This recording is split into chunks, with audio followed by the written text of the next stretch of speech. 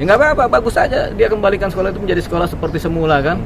Cuman persoalannya sudah terjadi tindak pidananya.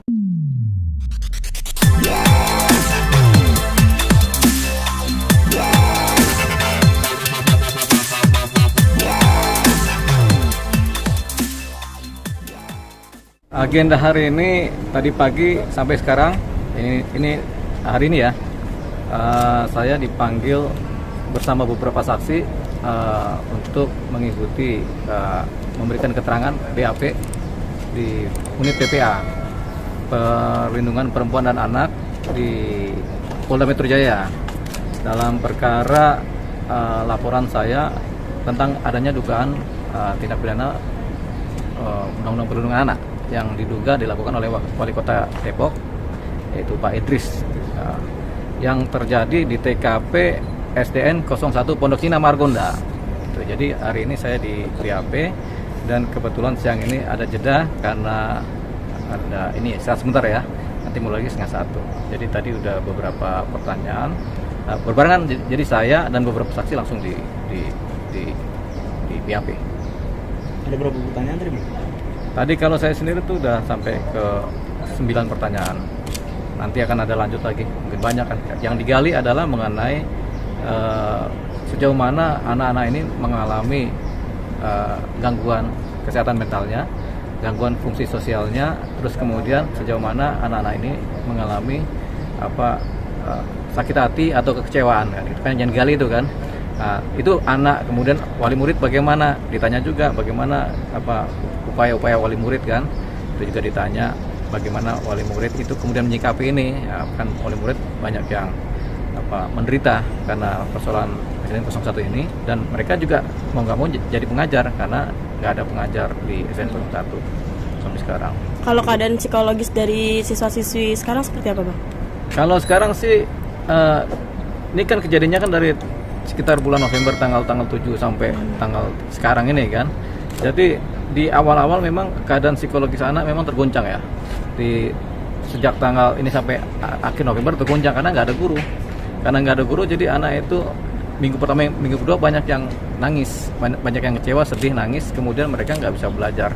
Terus ada ketakutan dari anak-anak ini kalau mereka nggak bisa ujian karena takut nggak naik kelas kan gitu kan. Itu persoalan lagi itu kan, karena memang nggak ada akreditasi, nggak ada yang mengkreditkan mereka lulus atau tidaknya kan, karena kan nggak ada gurunya juga kan gitu. Sampai pas ujian juga di remedial ini makanya sampai ada remedial kan, karena pas ujian juga gurunya nggak tampak juga gitu.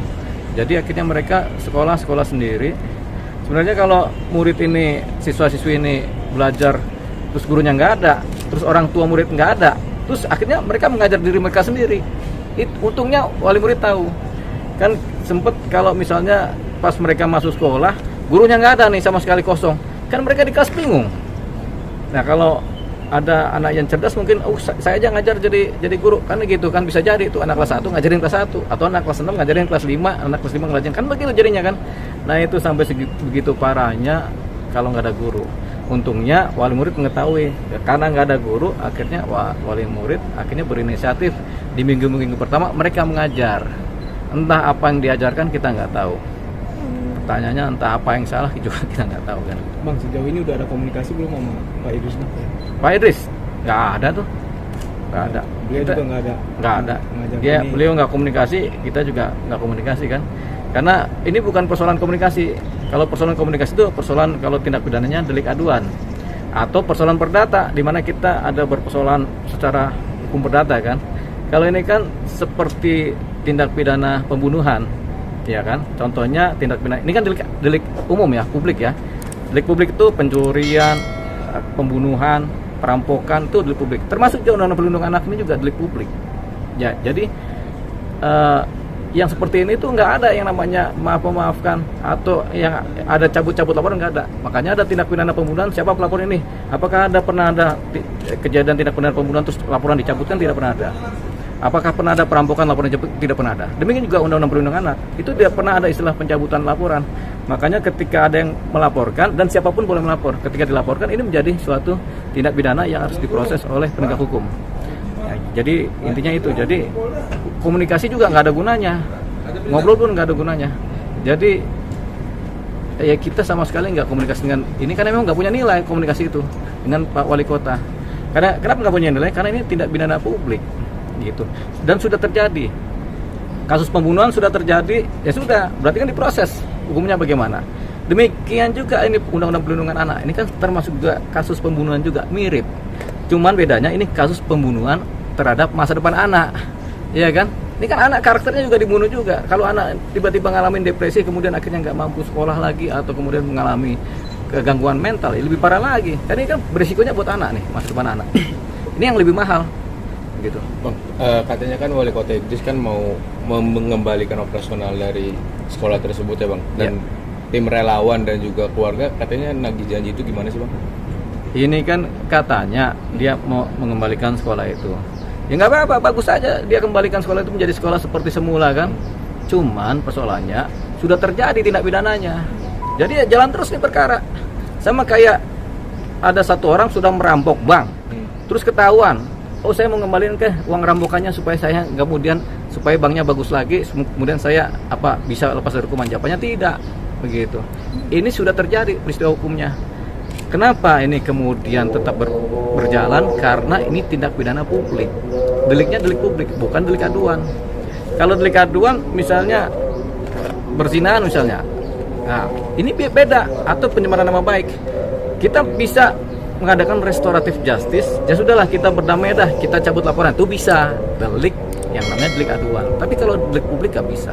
Berarti kan terus ya ini otomatis terus. Nah, yang membela anak-anak sekarang SDN Pondok 1 Pondok Cina, SDN 1 Pondok Cina, yang membela anak-anak ini bukan kita lagi sebagai pelapor, bukan. Yang membela anak ini adalah Undang-Undang Perlindungan Anak.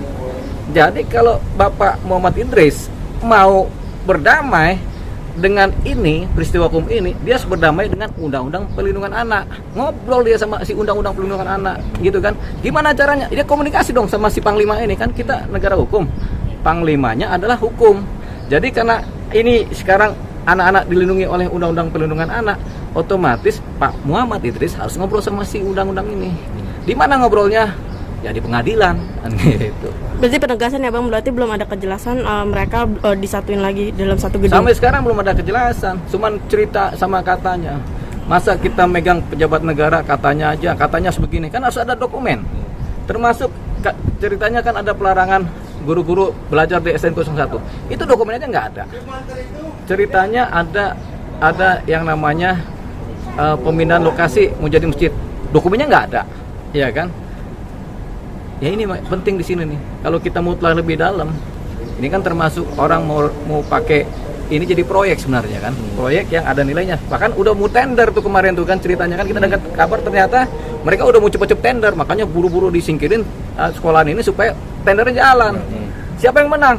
Meneketehe. Bang, berarti cuma ngomong kosong lah ya Bang, janji itu Bang akan mengembalikan karena belum ada bukti. Jangankan janji wali kota, janji pacar aja kadang-kadang ngomong kosong kan. Berarti nggak ada ininya ya Bang, ya buktinya. Ya kalau nggak ada bukti buat apaan gitu.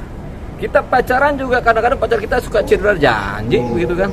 Apalagi wali kota yang bukan pacar kita kan begitu, bukan pacar anak-anak gitu. Bang, tadi saksi yang dipisah bareng abang siapa aja Bang? Ya ini beberapa saksi sukarelawan.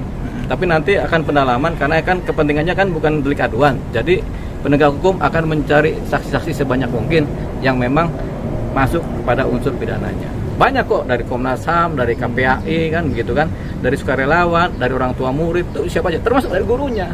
Sampai nanti banyak ini mengerucut kepada Kepala Dinas Pendidikan Kota Depok. Baru mengerucut lagi kepada kasus Pol PP tuh yang berusaha-gerusut tuh mau musnahkan peralatan sekolah. Kan gila aja tuh, masa peralatan sekolah mau dimusnahkan? Saya aja kalau buku udah lecek aja saya jaga-jaga tuh supaya jangan sampai musnah. Ini mau dimusnahkan kan? Gila nggak tuh? Bukan kita yang jawab ya, cuma kita tanya gila nggak tuh? Gitu.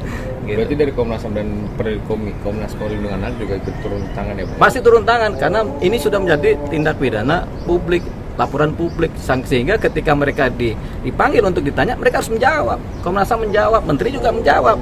Termasuk kalau perlu Bapak yang terhormat Bapak Ridwan Kamil juga jadi saksi, harus dia datang. Jangan cuma saya aja yang dipanggil nih kan.